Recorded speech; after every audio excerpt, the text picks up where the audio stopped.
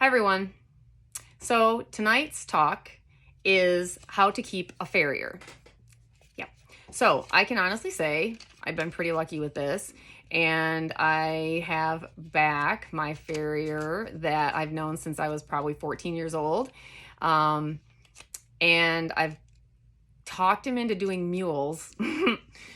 So that's a whole nother conversation. But anyway, I've been very fortunate, I guess. And I moved away, lost him for a while, still had great farriers in between. But I was lucky enough to get him back. And we were having this conversation the last time he was here about things to do to make your farrier's life easier. So in short, how to keep a farrier.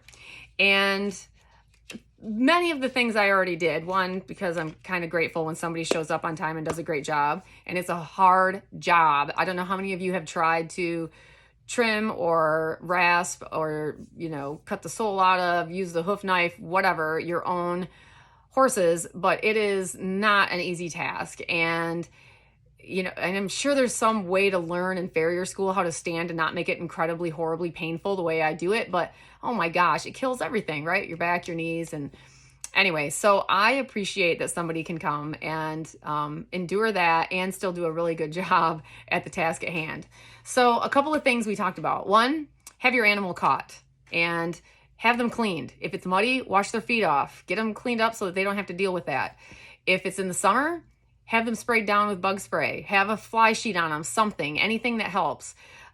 Keep them still. Because if you've been under there holding onto a foot trying to do something and they're wiggling, they may not be moving a foot, but just their weight moving around is also pulling them around. So it's not like they can sit up and keep a nice comfortable position. They're being pulled off their base all the time, being pulled off balance. And that's just extra work.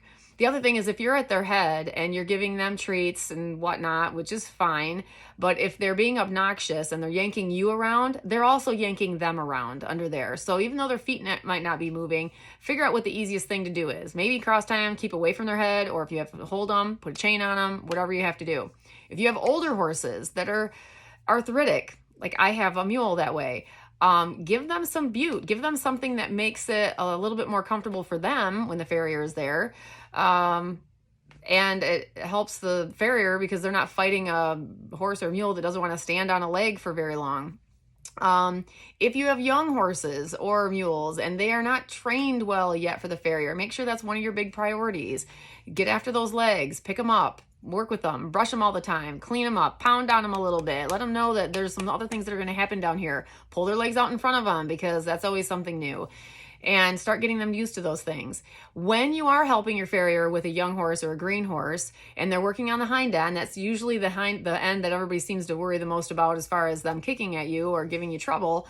Stand on the same side as your farrier. So when something goes wrong and they have to drop a foot real quick or somebody might take a swipe at them, when you pull on their head, you're pulling the rear end of that horse away from the farrier, not into them. So stay on the same side of them. When they're working up front, just stay out of the way, I guess. Stay out of their way.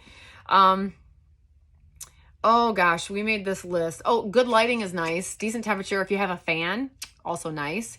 My farrier brings his own fan. And I'm not allowed to mention his name. I said I wouldn't, so I won't. But anyway.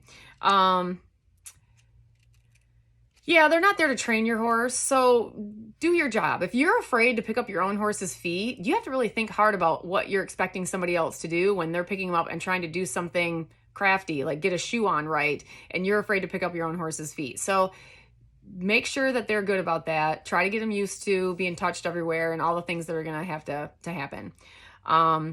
If you have a really horrible horse, mule, whatever, get some Democidant gel, something. Give them something to help keep them calm and keep anybody from getting hurt.